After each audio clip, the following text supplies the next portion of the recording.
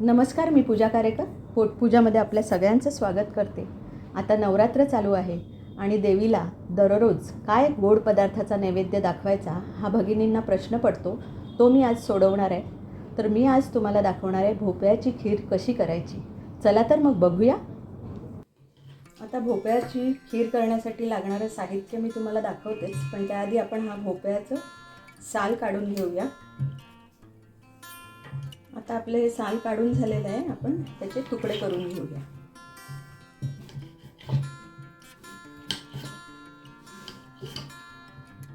आपल्याला तो शिजवायचाच आहे, त्यामुळे तुकडे लहान मोठे झाले तरी काही हरकत नाही. आता आपण हे स्वच्छ धुवून घेऊया. आता आपण हे कुकरला शिजवून घेऊया.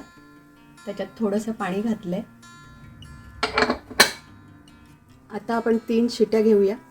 मिक्सरमध्ये आपण 7-8 काजू घेतलेले आहेत, ते पाण्यात भिजत ठेवले होते थोड्या वेळ. तर त्यात थोडंसं त्याच्यामध्ये दूध घालूया आणि मिक्सरला बारीक करून घेऊया, पेस्ट करून घेऊया.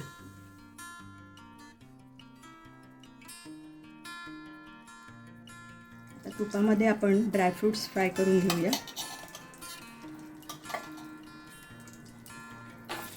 मनुका,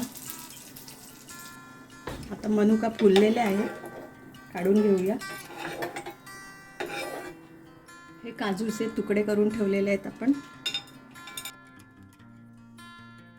ते थोडेसे फ्राय करून घेऊया. थोडेसे असे गुलबट झाले की काढूया. असा गुलाबी रंग आलेला आहे.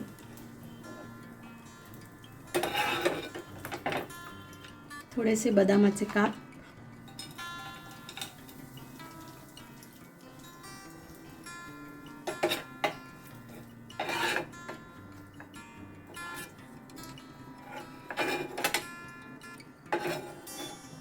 आता मी गॅस बंद केलेला आहे. या चारोळ्या आहेत. आपला पॅन तापलेला आहे. चारोळ्या नाही परतल्या तरी चालतात. थोडंसं तूप आहे त्याच्यामध्ये मी परतून घेते.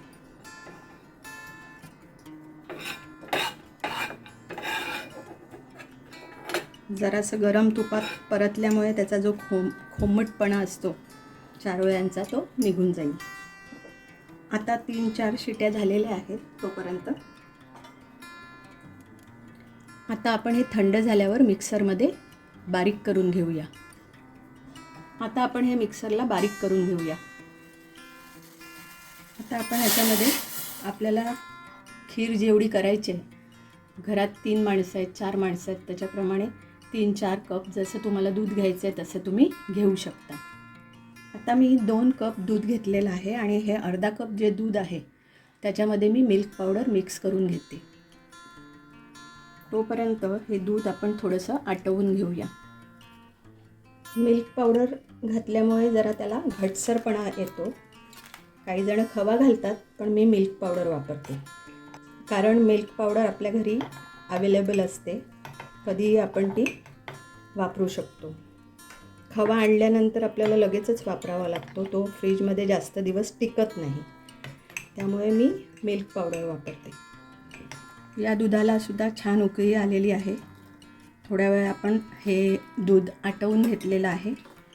आता आपण त्याच्यामध्ये ही जी मिल्क पावडर आपण मिक्स केली दुधामध्ये ती एकत्र करून घेऊया.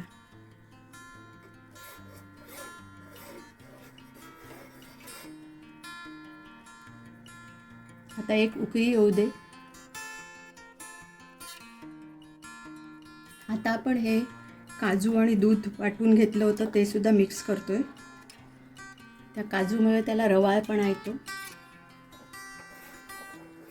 आता आपण 6 टीस्पून साखर घालतोय.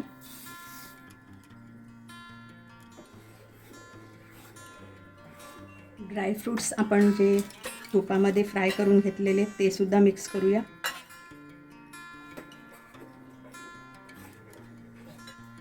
आणि आता हा जो भोपळा आहे तो आपण मिक्सरला बारीक करून घेतला आहे, तो आपण हळूहळू मिक्स करूया.